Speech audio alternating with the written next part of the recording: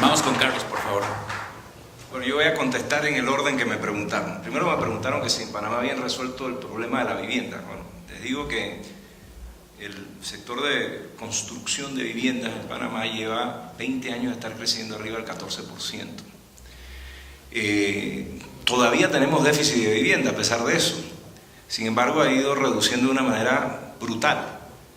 En Panamá se hacen ferias de vivienda y es como si regalaran pan.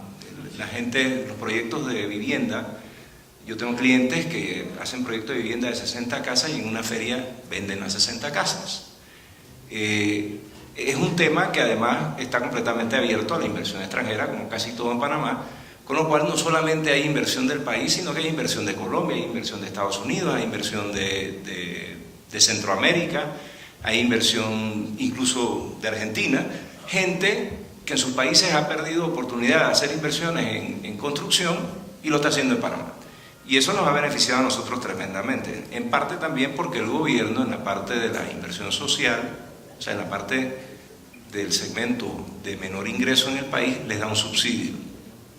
Con lo cual, con todo y que las tasas son bajas y son a 30 años, encima te dan un subsidio del costo de la letra por el préstamo muy bajo. La segunda pregunta fue con relación al plan B con el dólar. El dólar no es la panacea de nada. El dólar lo que le da a un país, como en el caso de Panamá, es una estabilidad monetaria y una previsibilidad para poder hacer negocios, o hacer un plan de vida de las personas. Porque tú tienes algún grado de certeza de qué puedes esperar con relación al valor de tus cosas.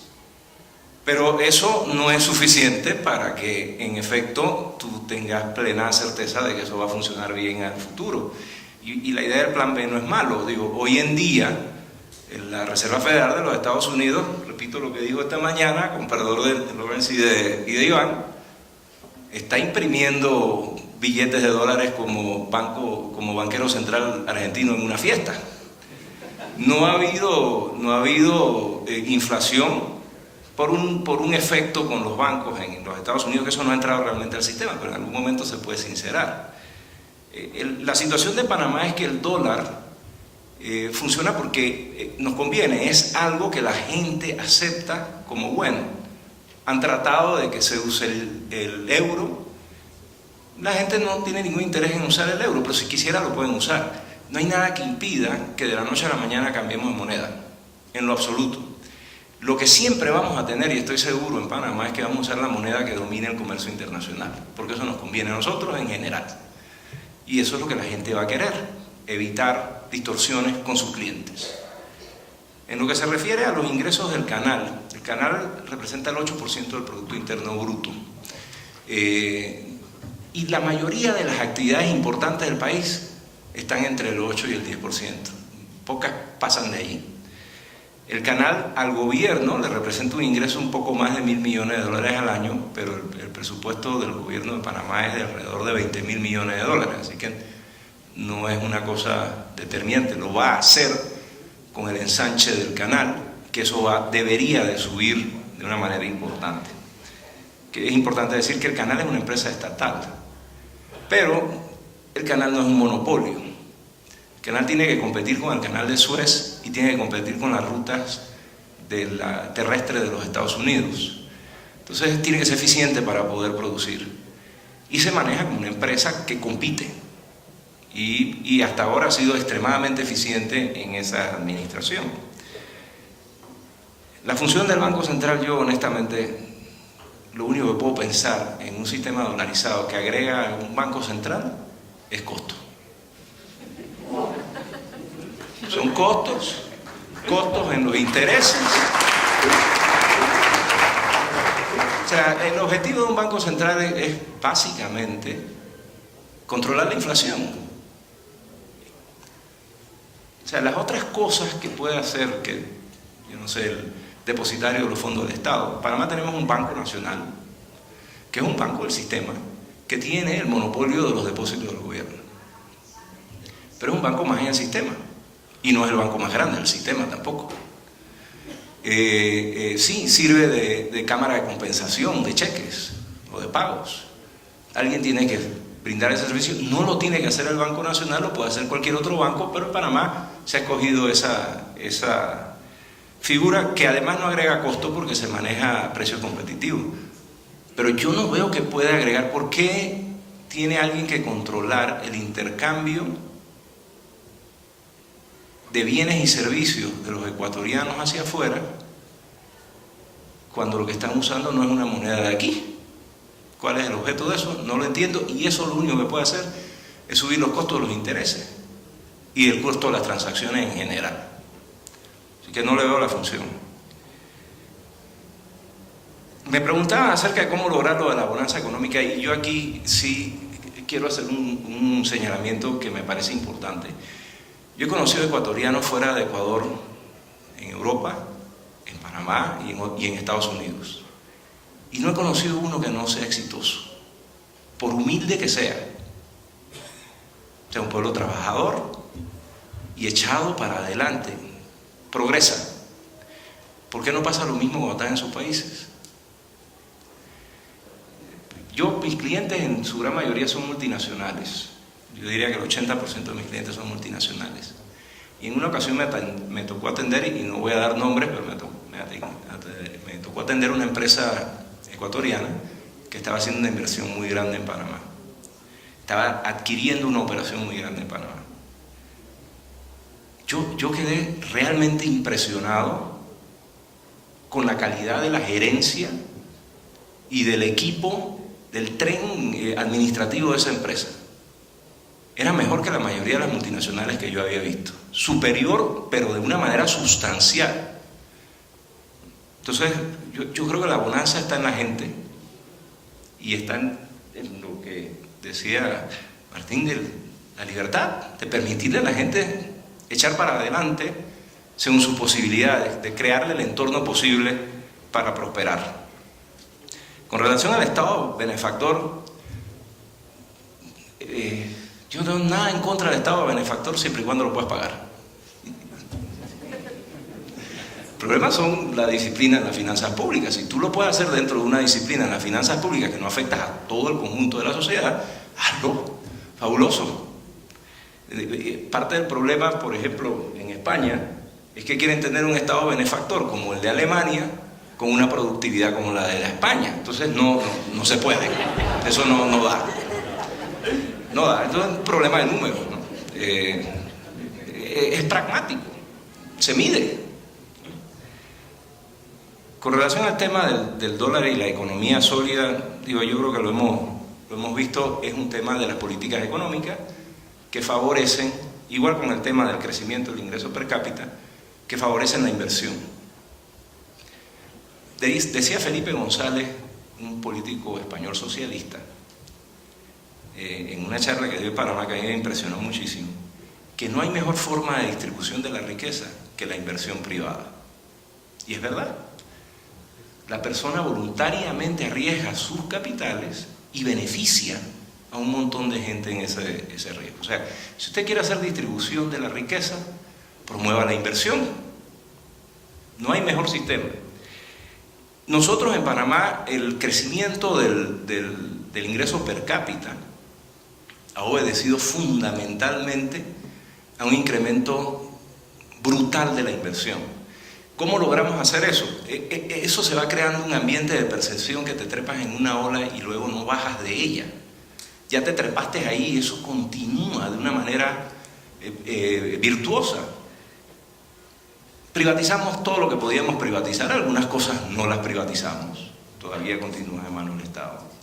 Eso atrajo capitales de afuera, porque fue abierto, podía ser gente de cualquier parte. Comenzó a generar valedores de tu economía, gente que comenzó a decir, aquí se puede hacer negocio.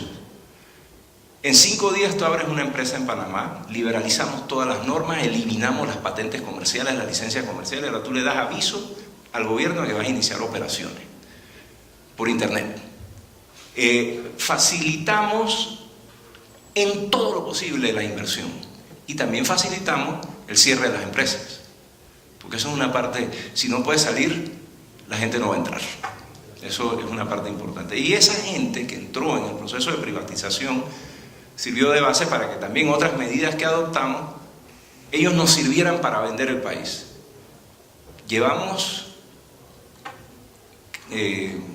un lustro con inversión extranjera directa de un promedio de 4.000 millones de dólares al año. Somos un país de 4 millones de habitantes. Eso es lo que ha hecho que crezca el Producto Interno Bruto, porque ha crecido la productividad del país, ha diversificado la productividad del país, le hemos sacado pleno provecho al dólar que usamos, porque hay libertad de movimiento de capitales. Y con eso termino. Muchas gracias.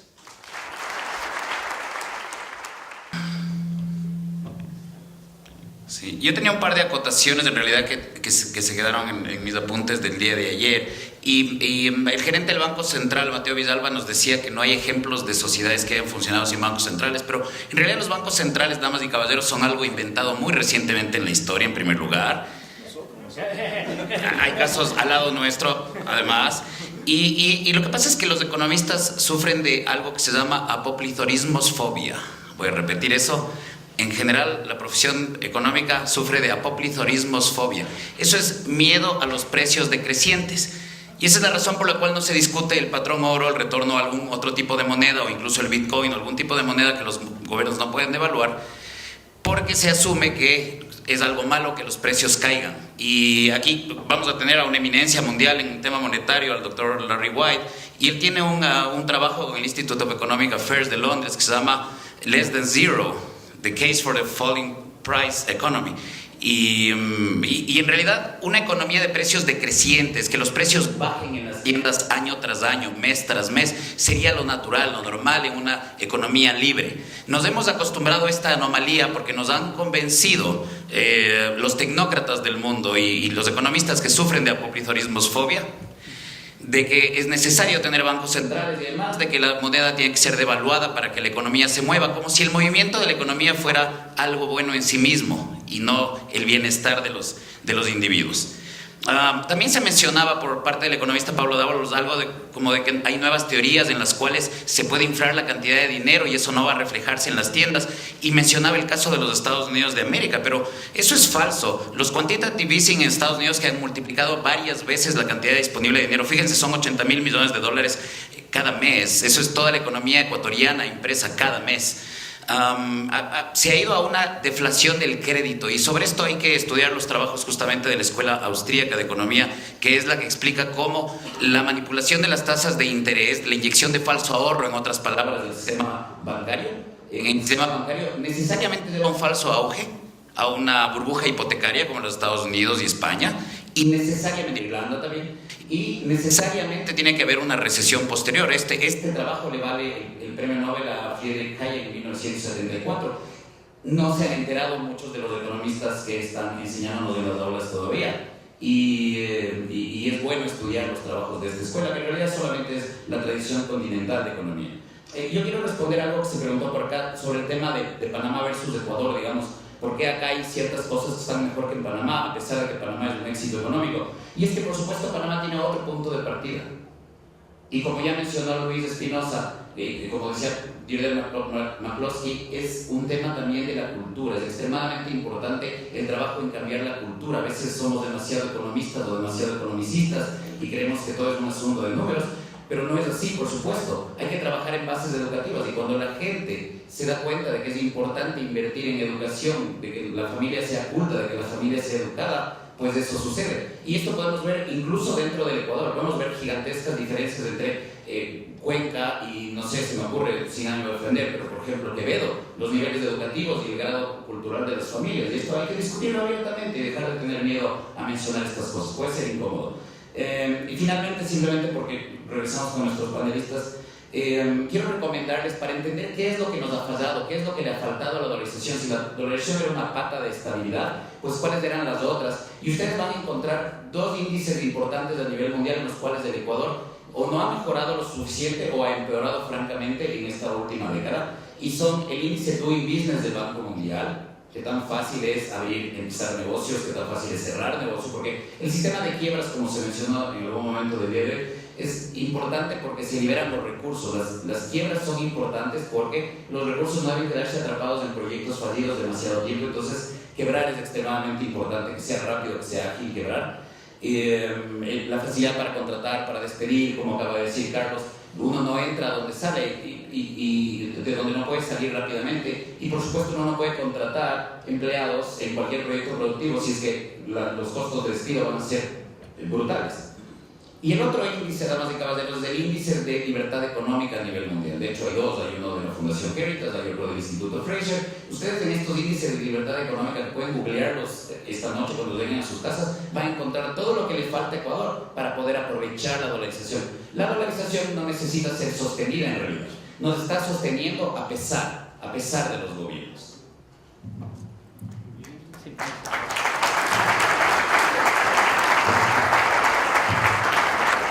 No voy a dejar de contestar algo que preguntaron acerca de qué es esto de privilegiar el empleo en vez de privilegiar el salario. El tema es que en un país que necesita generar empleo no puede tener a los empleados bien pagados y los desempleados sin nada. Y eso es lo que realmente está sucediendo. Si uno compara, por ejemplo, los salarios básicos que tiene la región, ustedes ven que mucho enfatizo yo el tema regional, porque creo que la frontera, cuando es permeable, ya no se trata de un solo país, se trata de los países que participan en esa frontera. El Ecuador tiene el salario más alto, y la diferencia es 40% más alto que Perú, 45% más alto que Perú y 40% más alto que Colombia. El Ecuador, dentro de los tres países, es el único que trabaja 40 horas a la semana, los otros dos 48 horas a la semana. Entonces, cuando uno ve esta situación, si se sigue privilegiando al que el salario tiene que subir para mejorar la calidad de vida, alguien se está quedando sin empleo. Sí, que el país necesita incorporar 300.000 empleos anuales para mantener los niveles de desempleo que tenemos hoy en día. Y si no privilegiamos el empleo a través de la innovación, a través de la eficiencia, que aquí viene un tema que mucha gente habla con mucha facilidad y dice, es que no son suficientemente eficientes. Un programa de mejorar la eficiencia cuando no hay crecimiento significa desempleo. Esto es clarísimo, porque evidentemente el solo anuncio que se va a hacer va a entrar en un programa de eficiencia, y si la empresa no tiene crecimiento va a despedir empleados. Entonces hay que comprender que no podemos seguir privilegiando los salarios de unos pocos, perjudicando a los que no tienen empleo. Esto no tiene nada que ver con que queremos salarios como en la China o que queremos salarios como en Bangladesh. No.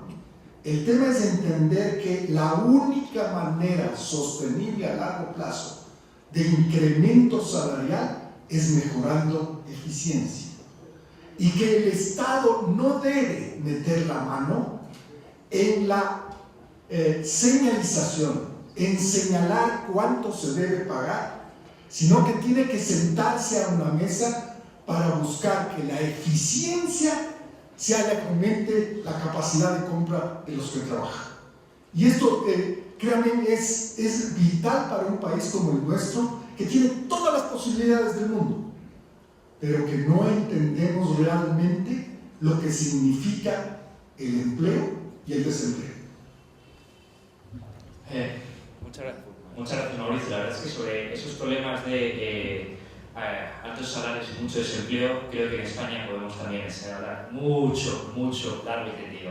Yo solo tenía dos pequeñas preguntas.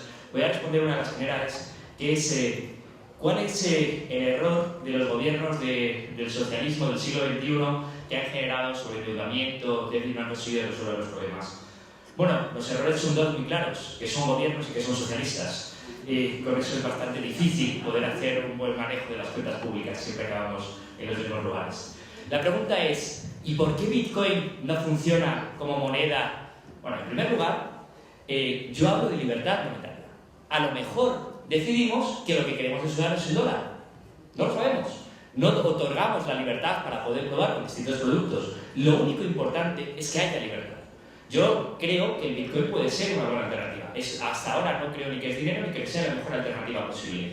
Dice, no ha funcionado hasta ahora. Bueno, en primer lugar, no tenemos tiempo, hay poco tiempo histórico para que funcione el Bitcoin. Hay un problema de credibilidad, la confianza se gana con el tiempo. Y hay un problema de libertad. No hay completa libertad para operar en bitcoins en muchos países y en Ecuador es dudoso lo que dice el Código Monetario, es interpretable. Entonces, no pongamos ni el éxito ni el fracaso del bitcoin será el éxito o el fracaso de la libertad monetaria. Yo espero y me gustaría que tuviese éxito el bitcoin, pero me parece una alternativa muy interesante. Cuando hablamos de libertad monetaria, en bitcoin lo que estamos comprando son bits de información, ya no negociamos con oro. Simplemente podemos hacer una moneda electrónica respaldada en oro, como hay bastantes propuestas ahora mismo. Simplemente demos libertad, que la creatividad de la sociedad genere nuevos medios de pago o genere nuevos monedas para nuevos respaldos de estos medios.